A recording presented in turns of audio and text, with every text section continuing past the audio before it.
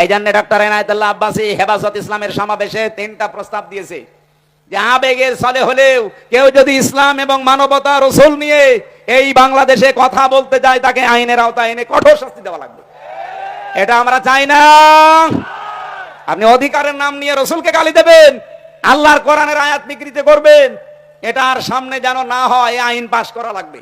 2 নম্বরে উনি বলেছিলেন এই দেশে যারা নবীকে বিশ্ব নবী শেষ নবী মানে নাই, কাদিয়ানি যারা, এদেরকে রাষ্ট্রীয়ভাবে অমুসলিম ঘোষণা করা লাগবে। শোনেননি এটা? কথা বলছেন না কেন? আমরা এই দাবির পক্ষে আছি না?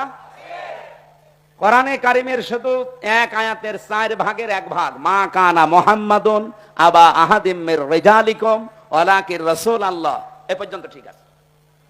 ও খাতামান নবিয়্যিন, নবী যে শেষ নবী, এইটা কাদিয়ানীরা মানে না। ওরা বলে যে মা কানা মুহাম্মদ, ঠিক আছে, আলা আহাদিম মির রিজালিকুম, এটা ঠিক আছে, ওয়ালাকির রাসূলুল্লাহ, এটাও ঠিক আছে, কিন্তু ওয়ালাকির রাসূলুল্লাহর পরে ওয়া খাতামান নবিয়্যিন, উনি শেষ নবী, এটা ঠিক নেই। শেষ নবী হচ্ছে গোলাম আহমদ কাদিয়ানী। এতটুকু অস্বীকার করার কারণে কাদিয়ানীরা কি বলেন? বলেন।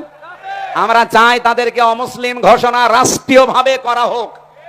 বারবার কিন্তু আহ্বান জানানো হয়েছে এই 92% মুসলমানের দেশে। হ্যাঁ, তারা অমুসলিম হয়ে থাক, তারা ইহুদি, খ্রিস্টান, বৌদ্ধ, মুশরিক, হিন্দু, মাজুসি, এদের মতো থাকবে, কোনো অসুবিধা নেই।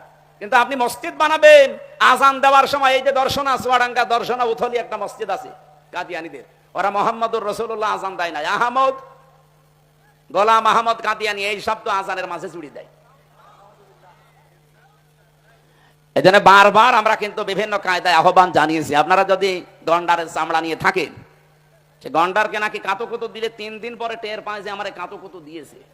এদের অবস্থা যদি এই হয়, জুলাই আগস্ট কিন্তু শেষ হয়ে যায়নি, আবার 1-1.5 মাস পরে আরম্ভ হবে।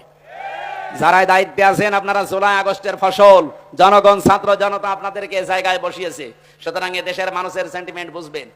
উল্টাপাল্টা সিদ্ধান্ত নিয়ে বিভিন্ন কল কাঠি যারা নাড়াচ্ছে তাদের কথা শুনে আবার দেশটা অস্থিতিশীল করবেন, নিজেও থাকতে পারবেন না, আমাদের কপালেও আগুন লাগাবেন। কি আমাদের দেওয়ালে পিঠ ঠেকে গেলে তো তখন আর কামড় দেওয়া ছাড়া উপায় থাকবে না। এই কথা বলেন না কেন?